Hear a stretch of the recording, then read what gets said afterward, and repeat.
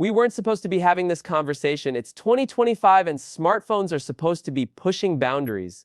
But instead of breaking limits, Samsung might just be recycling them. Again, the Galaxy S26 Ultra is right around the corner, and it's what isn't changing that has people talking. Welcome back, viewers, Sam here. If you're loving the tech deep dives, hit like, share with your tech crew, and subscribe so you don't miss what's next. So let's get to it.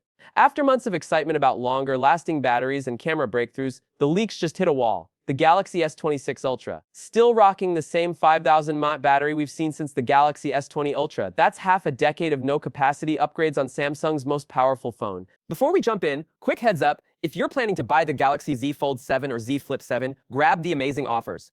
Using the exclusive links below, you can score a free storage upgrade, doubling your storage at no extra cost, plus get $200 in Samsung credit just for reserving. On top of that, you can get up to $1,000 in instant trade-in credit, making it the perfect moment to upgrade. And if you've been eyeing the Galaxy Watch, the deals are just as exciting. The Galaxy Watch 8 and Watch 8 Classic are up to $250, $300 off, and the new Watch Ultra deal is live too. Pick up any new Galaxy Watch through the links below. You can grab 30% off Galaxy Buds 3 Pro and 15% off Buds 3. These are limited time offers, so don't wait. Check out the links in the description and grab yours before they're gone. Think about that. Phones are smarter, chips are faster, AI is everywhere, and yet the battery's still stuck in 2020. Now, to be fair, there is some optimism. Rumors say Samsung may finally boost charging speeds to 6 VW. That would be the biggest jump in years and could mean way faster top-ups, especially when paired with efficiency gains from the new Snapdragon 8 Elite chip. But here's the question, is faster charging enough to distract us from the fact that the actual battery size hasn't budged? Meanwhile, the competition is charging, literally, ahead. OnePlus already fitted a 6000 mAh battery into the OnePlus 13 without making it a brick. The Nothing Phone 3 comes with a 550 mAh silicon carbon battery and still supports blazing 65W fast charging. Even Apple's playing the long game. The iPhone 17 Pro Max is rumored to jump to a 5000 mAh battery for the first time, and with Apple's optimization, that's gonna sting Samsung where it hurts. And yet, Samsung had options. They explored EMC tech, a new epoxy compound that shrinks internal battery circuits, freeing up space.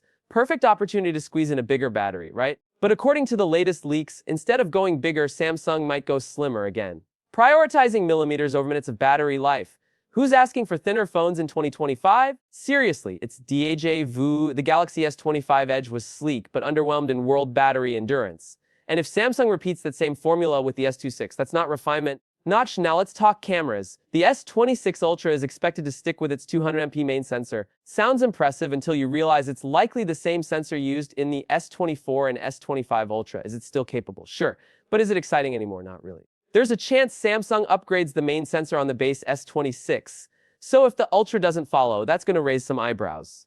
Again, and there's more. Samsung's once again skipping full Q2 magnetic support. Yes, you get the faster wireless charging, but no magnets in the phone itself, unless you buy a separate $30 official case. Compare that to budget phones from HMD and even Motorola, which already support full Q2 magnets out of the box, for a flagship in this price range.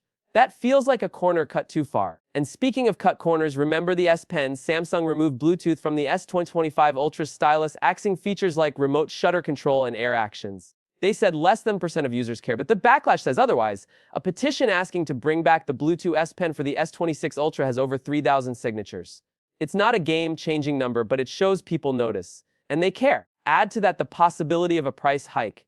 Thanks to high-end hardware and chip upgrades, and you've got a flagship that's more expensive than ever, without feeling meaningfully different. So what's really going on here? Samsung seems to be betting on software and AI to carry the weight. Galaxy AI, circle to search, smart summarization, it's all there. But here's the catch, most of it already works on last year's phones. Even older models like the S21 are getting many of the AI features that the S26 will launch with. So if the hardware barely changes and the software isn't exclusive, what's left to make this phone feel new? Maybe a design refresh. Rumors suggest the return of the Galaxy Edge, replacing the underperforming Plus model. Maybe slimmer bezels. Maybe a new camera layout, but none of that fixes the core issue. Samsung's upgrades are starting to feel optional. Now, don't get me wrong, the S26 Ultra will still be a beast. It'll take great photos, feel fast, and handle anything you throw at it. But the question isn't whether it's good, it's whether it's better. And more importantly, whether it's enough. We're still months away from the official Impact event. There's time for surprises. Maybe Samsung's hiding a real battery breakthrough. Maybe the final design will blow us away. But as it stands now, The S26 Ultra feels more like a 2023 phone in a 25 wrapper. And for users expecting the next big leap, that's a hard pill to swallow. Let me know what you think. Are these changes enough to get you excited? Or are you waiting for something bolder? Drop your thoughts in the comments. And hey, if you enjoyed this breakdown, you know what to do, like share and subscribe. I've got plenty more coming as we head toward launch day.